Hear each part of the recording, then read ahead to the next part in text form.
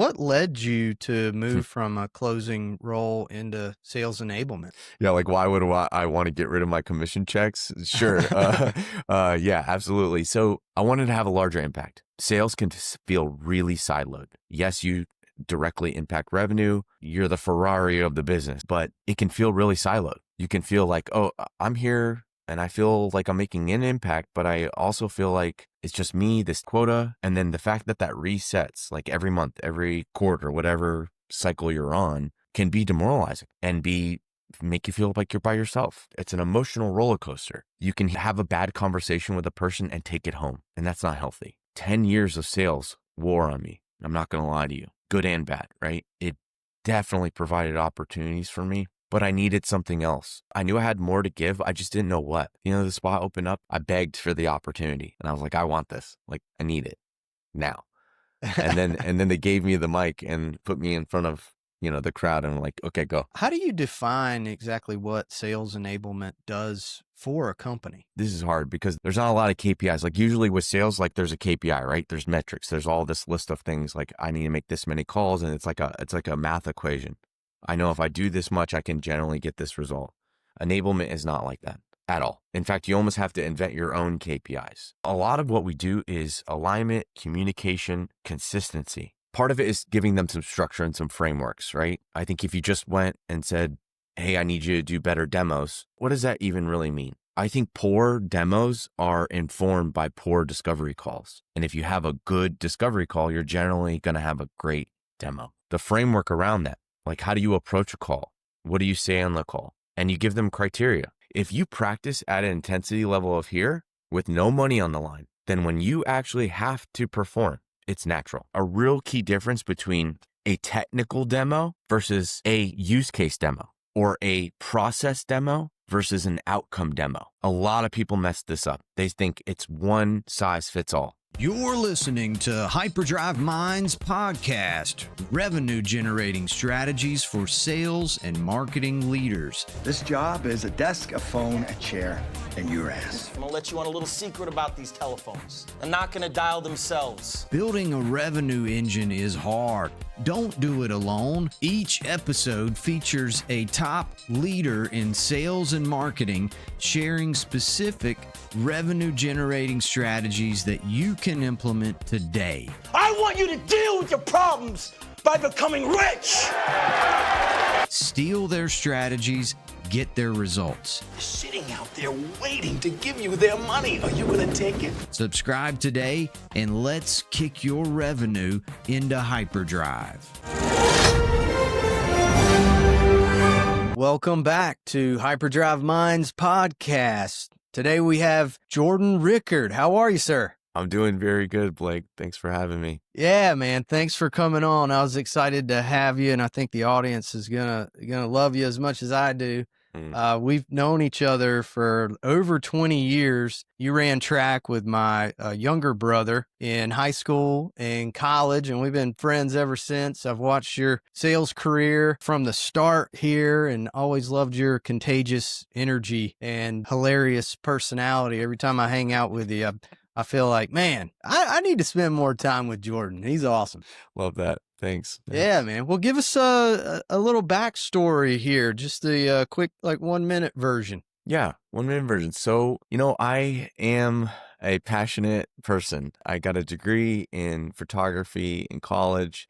As you said, I came from an athletic background. I'm passionate about helping people and removing roadblocks. My sales career started being a sales rep, right? Doing just that. And the last 3 years has been primarily just focused around sales enablement. So helping with new hires and, existing people, trying to upskill them. All right. Yeah, we'll get into all that. So yeah, your first sales job was at Sharefile. It was in 2013. It's like the same year I got into recruiting, which is pretty cool. Mm-hmm. So tell us what life was like at first when you were just an SDR. Oh, God. So in the interview process, you talk to two people. And after you talk to the first one, they actually put you on the phone and said, make some dials and we'll see if you can book a demo before your second round. It was 150 cold calls a day or 6 demos a day. One of those two, and then you could go home. That's changed, right? We don't really live in that world today, but without a doubt that built up a lot of resilience, that built up a lot of courage in myself, and really helped me learn from the failures, right? Very quickly. So that was what life was like at the very beginning. High energy. It was a sales startup. Even though we had just got acquired by Citrix, I still felt like I was in a startup, and I still feel like that today, even though now we're 3 acquisitions since then. So hopefully we're at our finally resting spot. I like where we're at with progress. Yeah. That reminds me of my time after I got back from the cruise ship. I took a job at SageWorks. Same thing, like 150 dials a day, booking demos. And then we had to do our own demos. So I remember what I did was when I first got started, they took us through like a 1-week training, but then I got out my phone and pressed record when I was shadowing all the other senior reps. And I've like digested everything they said and every pitch. And I made this massive script for myself. Nice. On everything to say, how to do the demo. And I hit quota a couple of times early on, but then I got referred into my first recruiting job. So, I know that 150 dials a day, that world, that'll harden you up a little bit. Yeah, six hours of talk time. I mean, it's a lot, man.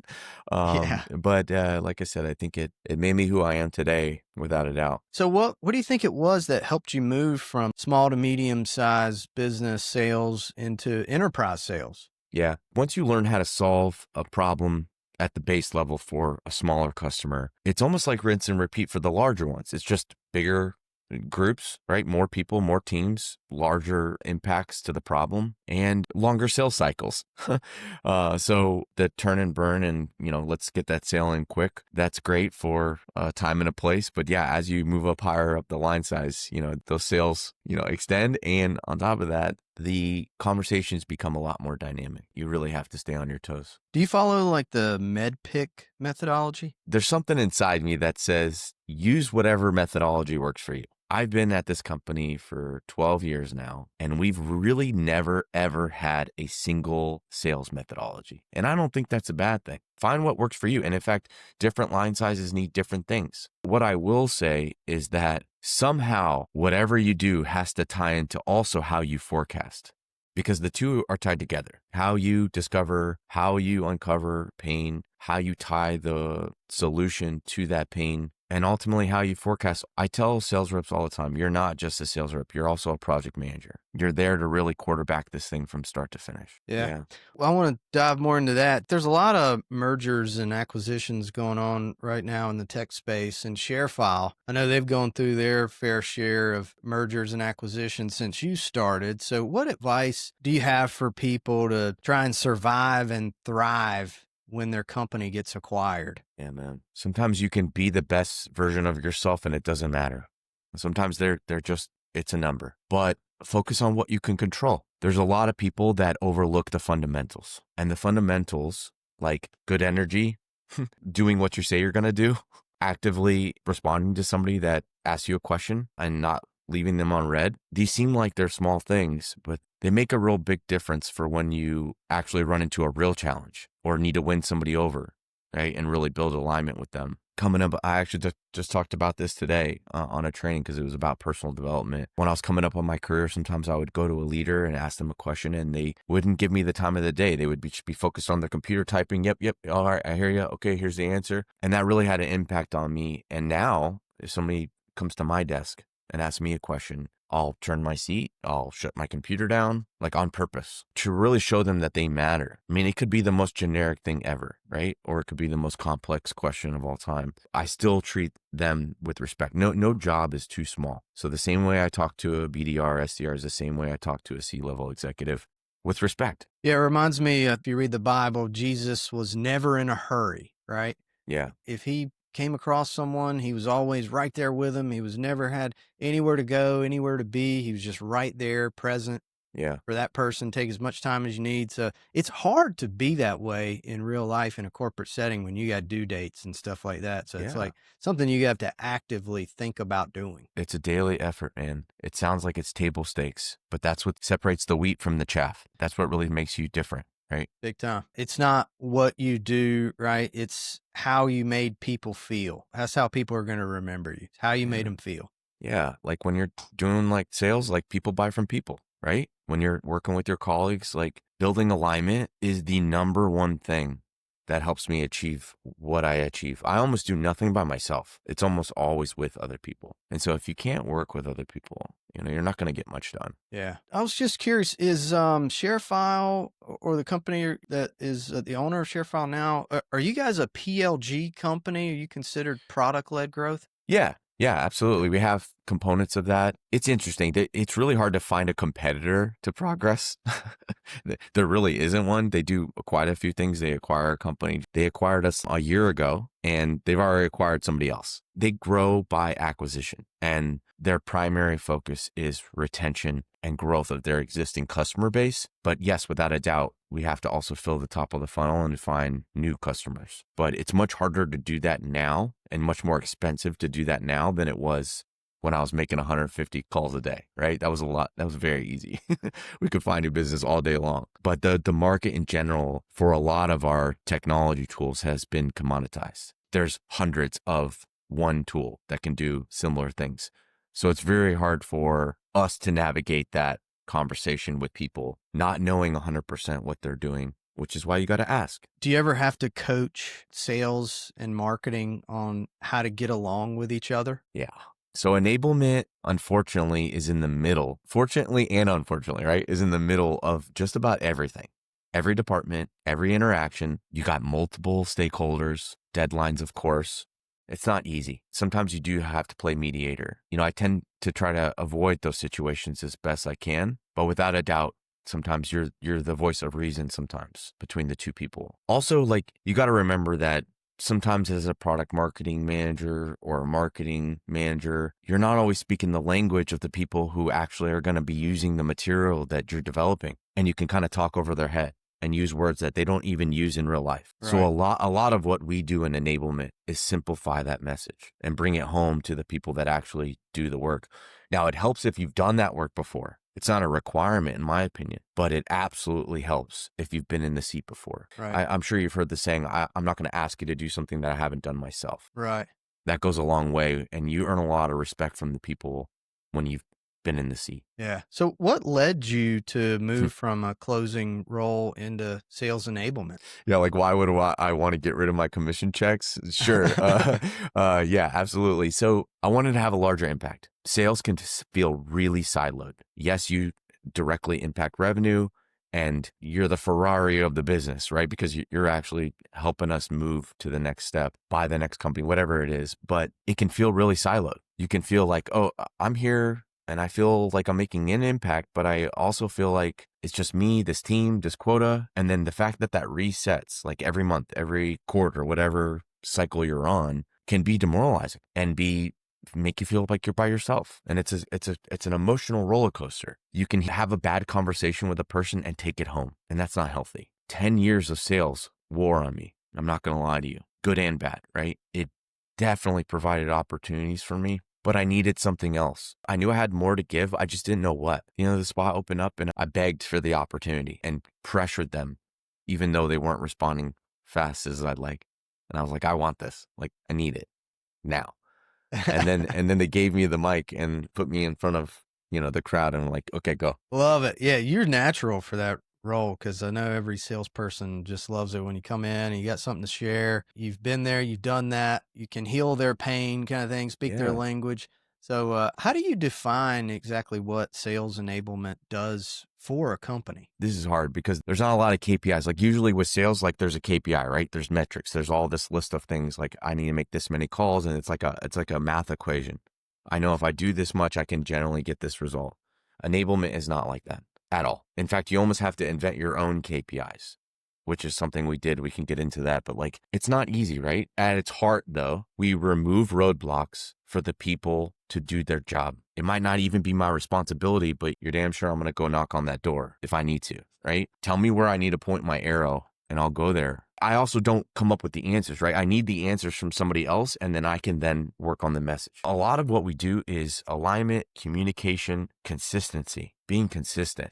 People have to find answers quickly and sometimes they don't know who to turn to. I get pinged from every department all the time. Random questions, good ones and bad ones. I'm like, I can't believe you're asking this. This is the third time I said this week, but I got you. I'll give you slack this time. Next time, I need you to find that answer. So how do you prove that what you're doing is actually, driving revenue and not just like a call center for the business? Yeah. So direct correlation to what I do and how that impacts revenue. You're going to lose sleep over it if you try to figure it out. It's an indirect type thing. It's really hard to say, Jordan did this, and this is how much money the company made based on what he did. Now, there's table stakes things that you can do, right? Let's talk about onboarding. When we started enablement, we asked all the managers, how long does it take to onboard somebody? How long is it till their first sale? How long is it till they're actually hitting quota? And that was like a 12-month thing, maybe even longer. In like less than 3 months, we shortened that up to like 6 to 7 months. Wow. First sale within a couple weeks. Because that's just Nice. too long, right? Like, so there is a correlation there, right?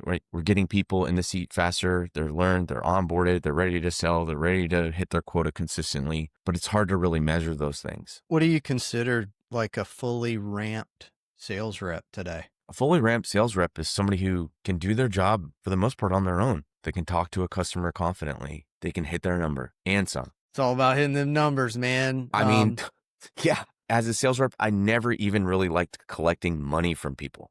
I just liked helping them with their problems, and I knew the money would come later. Good point. Whenever sales enablement has an idea and they want to have everybody adopt this new process or whatever, how do you get like the veteran reps to actually adopt something new? We have this thing called a champions group. So like, let's say it was a massive shift. We needed to take a bunch of people from one Salesforce instance to another. That's like a system example, right? We create a champions group. Those were sellers from across the business. We aligned with them, taught them with the impression that they would then go out and teach other people. Remember what I was saying? I don't do anything really by myself. I do it with a lot of people. So they have some skin in the game, right? Absolutely. I'll give you another example though. When I joined here, I came with one product, right? I came with Sharefile, but they asked me to help a business unit, which comprised of multiple products. So I had to figure out, how do I learn these products fast? How do I understand who these people are and help them the same way I've helped the group I was already helping? And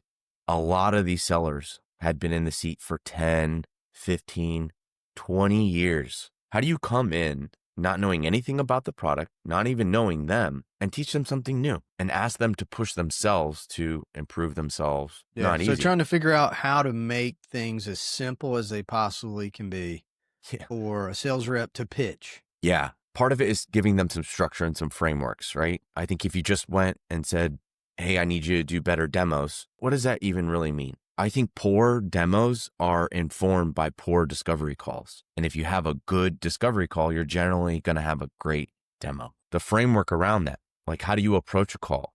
What do you say on the call? And you give them criteria. I'm looking for these things. Is field enablement different from sales enablement, or is it just another word for the same thing? Same thing. Yeah. Field enablement, sales enablement, same thing. They call it that here at PRGS, but it's the same thing. My customer is the sales rep and the manager and director that support them. What do you think is the most misunderstood thing about sales enablement? That we can do everything, or that I can wave a magic wand and all of a sudden make your system just work overnight.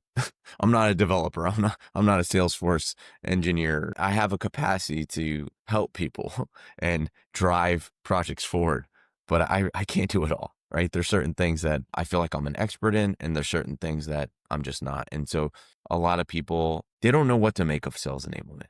I would generally say it's even a relatively new term in the last 5 years. Yeah, it is. What kind of technologies do you guys use in that department? And what do you think is like the most underrated tool in the toolbox? Well, I want to be careful here. I don't think the solution to every problem is another tool. I think they can help move the needle, but I think they can also be a really big crutch for not like looking internally, like how can I improve myself, especially with tools like something like SalesLoft, right? If it's not intentional, we can end up actually like wasting time when we were really trying to save time. Or AI, right? A lot of people want to use it. Sometimes they're using it for the wrong thing. And if they would have just tried it themselves, they would have done way better. But because they want to use this thing as a crutch for everything, they end up hurting themselves. We use a number of tools. We're a Microsoft shop.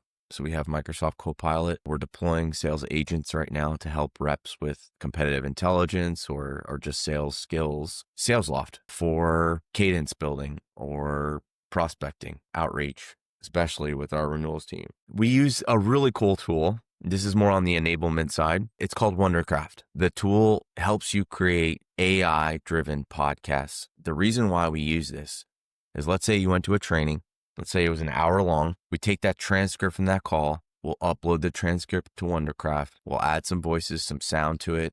We'll make it sound just like this, like a podcast. And then we'll give it to the rep. And it's a condensed version of that training. Very cool. Yeah. And, if I wouldn't have told you, you wouldn't even know it's a robot talking. The point is, we wanted to meet people where they're at and not just have a static training, death by PowerPoint. Right. Make it interactive. Make it something that they're used to listening to when they're at home. If you look 5 years into the future, what part of the sales process do you think AI might actually replace? I've heard of weird things like AI agents buying, like doing the buying process with another AI agent. Like a company takes their AI agent and says, I want to go buy this product, now go find me. And then those companies have AI agents and they're just like doing all of the, what's the price going to be? What's the feature? And they do all of this before they ever even talk to a person.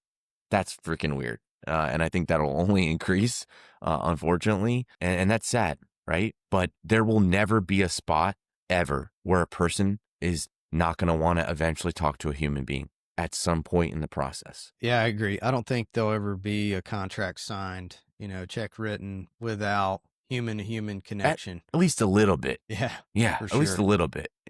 The trick is, how do you differentiate yourself from AI? You're yourself. You're authentic. You're compassionate. You're creative. You're curious. AI is none of these things, and it never will be. Well, let's hope so, man. All right. Well, back to your sales days. Early on, what was like the best piece of sales advice you were ever given? Don't take no for an answer.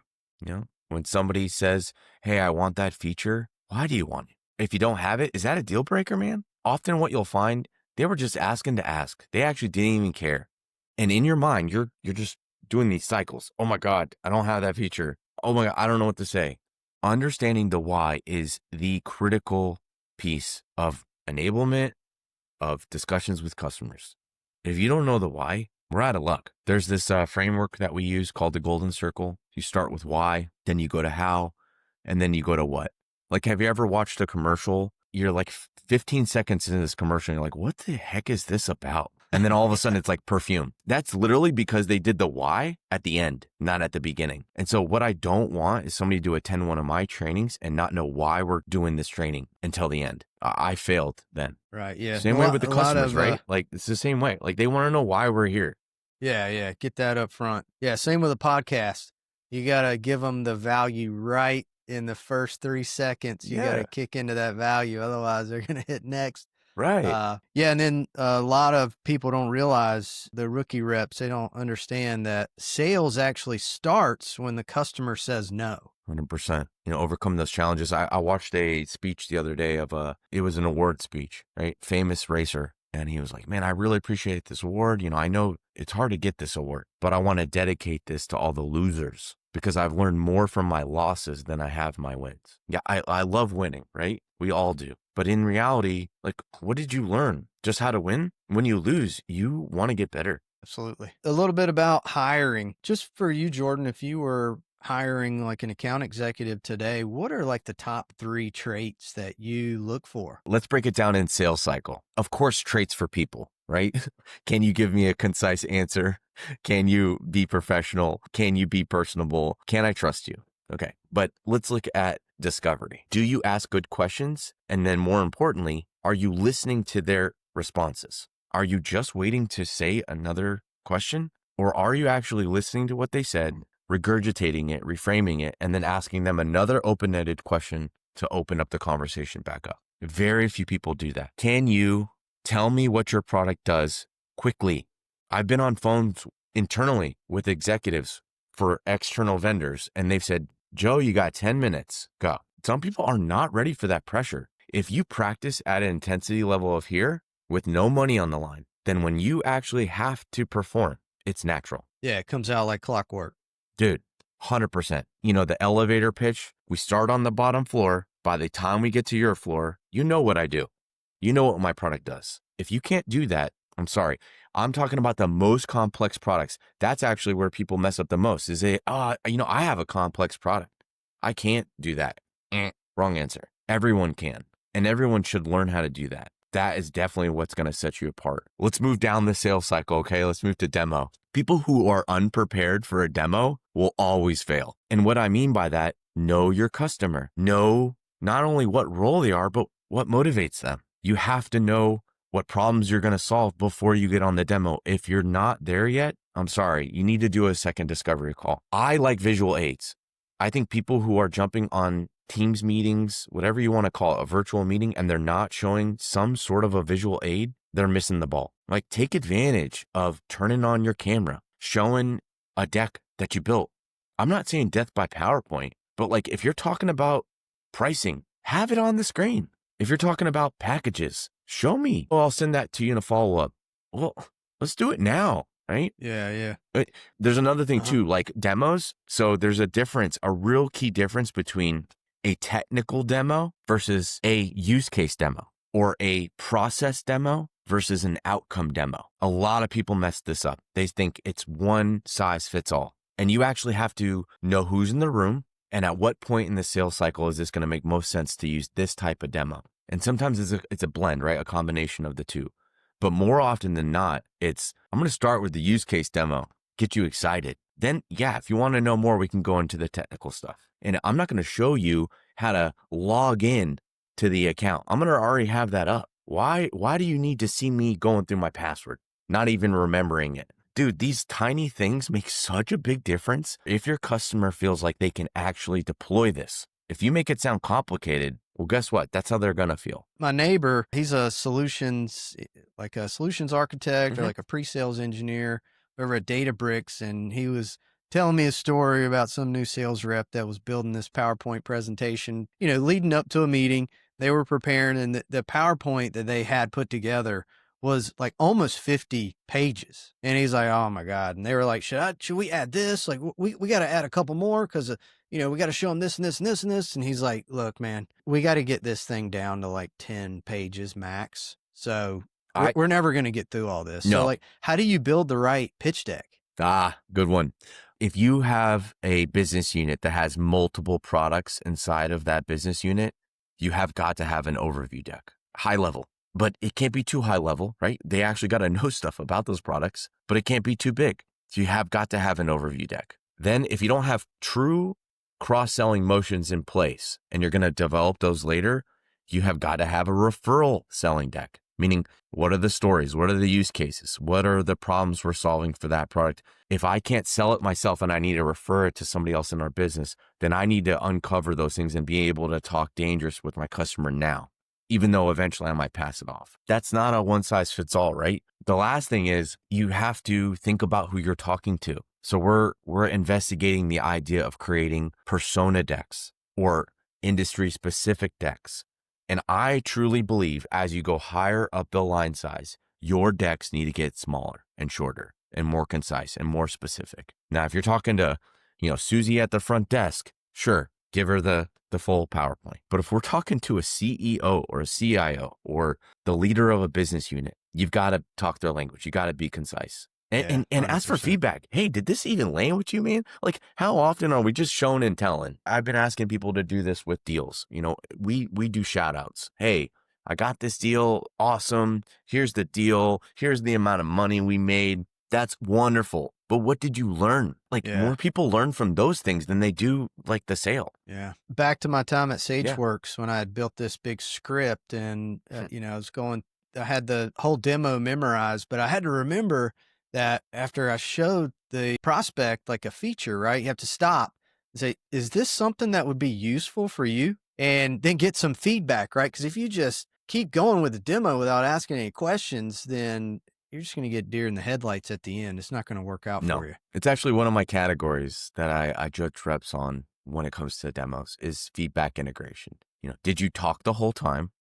Right. Or not? And did you pause? And this is especially important when you're on the phone with multiple people. I'm talking about internally. Like if you're on the phone with your sales engineer, You guys actually both have to be doing that. It cannot be one or the other. If your engineer's talking, you can't be checked out. If the customer's asking a question that you don't know the answer to, you need to write that question down and then write the answer down and then be prepared to answer it the next time. And then you can just use the SE as like a, hey, keep me honest.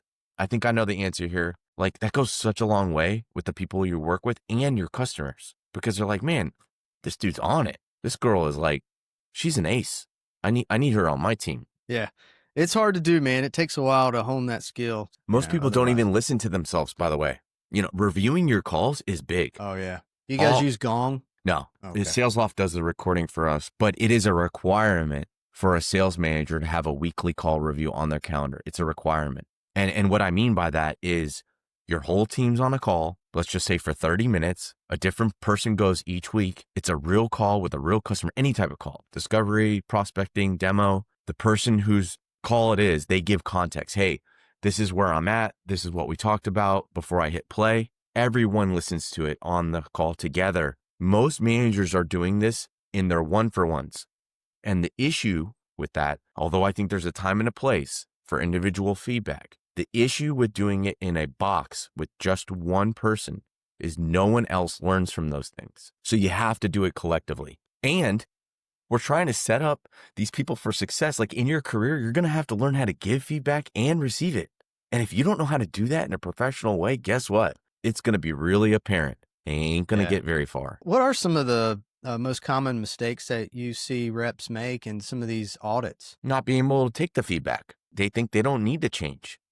I'm good. I'm hitting quota. Is the goal to just hit quota, or is it to actually exceed quota, right? That's the goal. That's the baseline, really. Most people don't want to develop themselves. They look externally for help. Hey, I need to get buff, so I'm going to take creatine and pump weights. We need to start looking internally. What can I do to sharpen my mind? What can I do to make my heart more empathetic? Yeah. Be more human. 100%. Yeah, it takes a while before you don't get defensive about feedback, and you see it as a blessing, right? Oh, this is great. This is really helping me. Like now, I love feedback. Even the worst stuff, I'm like, just give it to me straight, Doc. Like, what is it, man? I need to know, because if I don't know my blind spots, I can't fix it. So I love good feedback and bad feedback. Well, the problem is a lot of people are scarred. They've had leaders in their life who don't know how to do that and have hurt them. Yeah. What is the best way to give constructive feedback? Like, do you use like a sandwich method where it's like good thing, bad thing, then good thing, or how do you deliver it? One, I don't try to find something that's not there. If there's nothing to improve, boom, you did great. Keep doing what you're doing. If the barn is red, call it red. If they really did make a mistake or really need to improve something, tell them, but in a compassionate way. I'm here to help you. If you need more help, let me know. And examples, right? I tried to personally remove ums from my language and also from the reps, right? I think it can really lower your credibility. I think it can make the customer feel like you're unsure. How do you do that, right? You just pause. Just pause. Or fill it in with something else. And, or, therefore. Stop using weak language like kinda, sorta, maybe. No, we will. We can. Yes. Or no, right? That's so hard to do. I'm bad at saying, I say way too much. You won't even know how many times I have to edit that out in these podcasts. Same. It comes from not knowing where you want to go. Yeah. It's good to have empathy for sure whenever you're trying to guide salespeople, but it's also a very performance-driven profession, and a lot of sales leaders have the mentality. I heard this quote one time from somebody I reported to: you got to feed the tigers, ride the horses, and shoot the dogs. So you give all your best leads to the tigers, right? You feed them, your top performers. Folks in the middle of the pack, you got to ride them, right? You got to be on their ass. And then the bottom 10%, you got to shoot them, fire them, and replace them. You ever heard that before? No, but a saying I've heard is don't water the weeds. Oh. Don't That's water like shoot the dogs. Yeah, don't water the weeds, okay? And you need to be able to understand what is the weed. Sometimes a weed can look just like a flower, but it's actually a weed and really serves no purpose, and sometimes can be a cancer for the team. Oh, yeah. Tell me more about that. How do you discover that? Well, a lot of it is attitude. If you have a bunch of docile people on a team and then you got one stronghold person, he could change the dynamic of any call on a team call. He could bring it down easily. But he or she also could be the person who can change the game and bring those people to that level. But do they think they don't have a problem? Often what we think is that there's one answer to one question. And usually there is multiple answers to a question. And so putting yourself in another person's shoes, whether that's your customer's shoes or the person that you're, dealing with internally, extremely important. Big time. What are some of your favorite like training exercises to go through? Love this. Okay. We created this project called Pitch Perfect. Pitch Perfect is designed to work on different stages of the sales cycle, discovery, demo, and whatever call you have after that. There is scoring criteria for this exercise. There's certain categories that we look at, and those categories are different for different parts of the sales cycle. And then it's pass or fail. 1 to 5, minimum score is this. We get on the call as a group though. It's a team exercise. It's not an individual exercise. We actually all do it together. The way I start those calls is I say, if you're not going, you're on mute. And if you're not going, you're paying attention. Because the question is, you were hired for a reason. The question is why though? What do you bring to the table that's going to help upskill yourself and your team? Because man, if I'm hitting quota and exceeding, but the rest of my team is behind, we're failing. We're failing. And often sales is so competitive that people don't take time to uplift one another. Best practice sharing is one of our most underutilized assets. And shout outs, right? Credit where credit's due. If this person is excelling, tell somebody. I've had people come back and say, before you started doing this, this never happened. I never got credit. Not just for doing your job, man, but for going above and beyond. Everyone can do their job. Not everyone can go above and beyond. You need a hype man. You need energy. You need a Jordan on your team to get everybody aligned and hyped up, roaring to go. Dude, I'll give you one on that, okay? Here's a major shift. Sales huddles, okay? We do one on Monday and we do trainings on Friday like I did today. We start those calls with music and we end them with music. This is a psychological thing. People join my meetings early and they stay late. What company meeting do you know where people do that? Settle. None. And it's for a reason, right? Because they're there just to check the box. But when somebody doesn't know what you're going to play, they like what they hear. You play something different. We have a global company, so I play global music. I play Bulgarian music, Indian music, Costa Rican music, rap, reggae.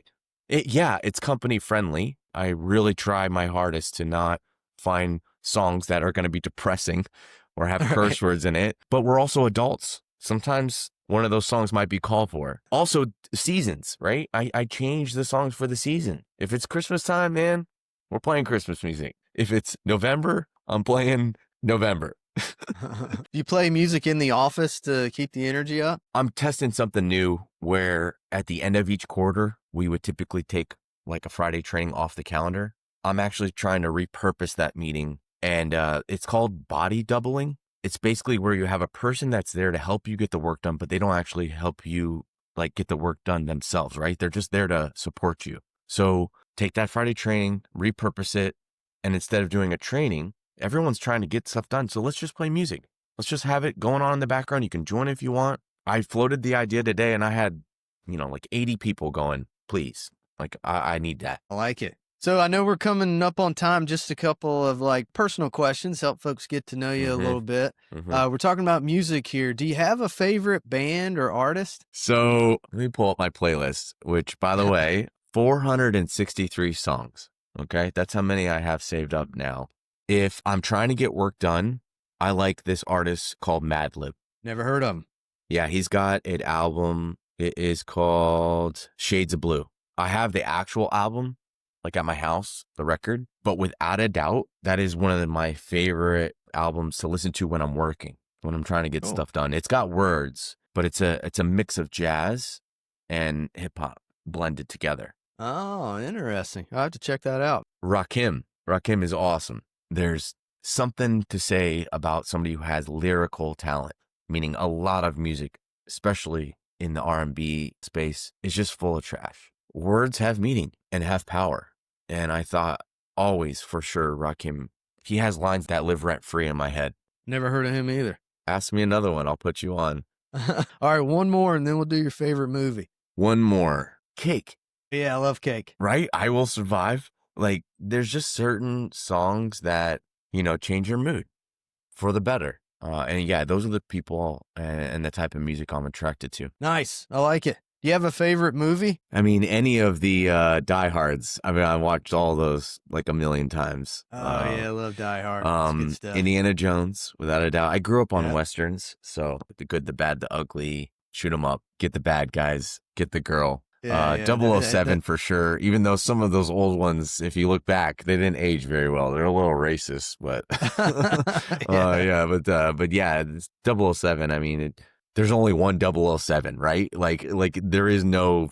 It reminds me of that. Like there's really only one 007, even though there are multiple characters. But I've always liked that. I think movies have a time and place because they send you somewhere. Like any art, any good art. It sends you somewhere, right? It's transcendent. And it doesn't matter what your culture is usually. If it's good art, like it's like food, right? Like sometimes food is the best way to meet somebody in the middle and get to know them. And I do feel like music is the same way. Big time. What do you do for fun, man, when you're not working? I like to fish. I like to catch fish. I like that alone time.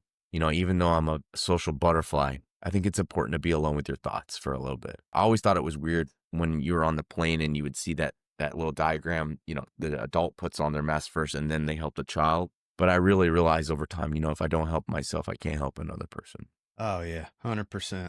This one too. I'm reading this one right now. It's called Hunting with the Bow and Arrow, Legacy Addiction by Saxon Pope. This was written in 1923. They don't even use words like this anymore. It's helpful, man. It gets my mind off technology for a little bit. I think woodworking is so immediate gratification, right? You carve something, you sand it, you feel it's smooth. That feels good, right? That makes me feel good.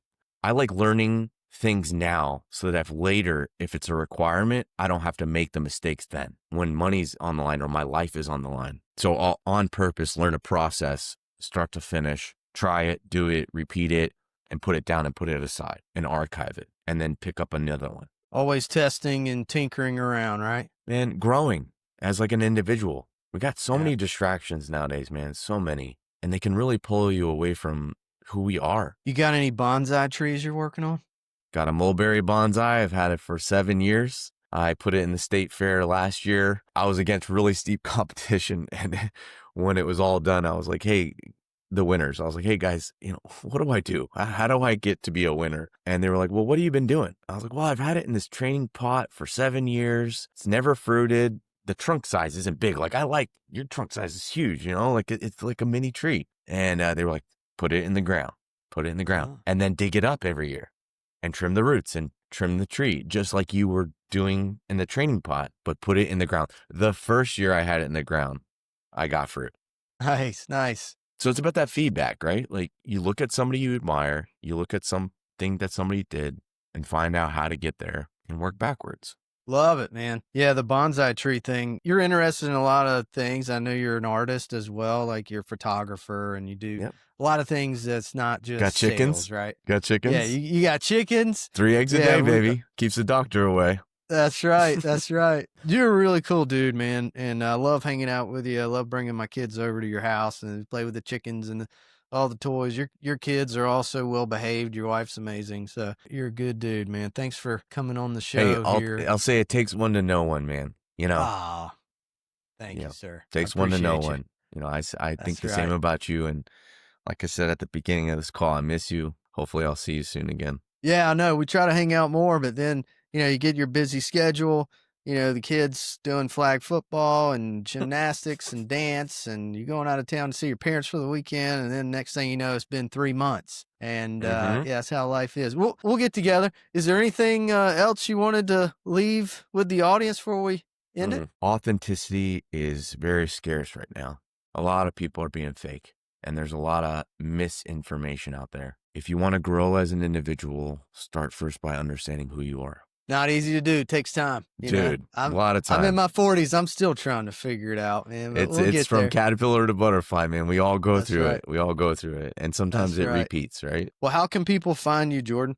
You can find me on LinkedIn. I'm on there. Okay. Happy to connect. I had somebody reach out to me today and said, will you be a success story? You know, I'm working at this company. I know you guys use this tool in the past. I'm trying to earn this customer's trust. Will you be a success story? I was like, yeah, sure.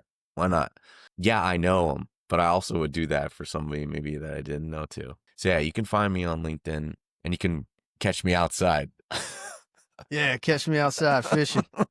Love it, man. All right. Well, All right. we'll end it there, brother. Good Cool. to have you on, Jordan. Thanks for coming on the podcast. Yeah, absolutely. Anytime, Blake. Take care.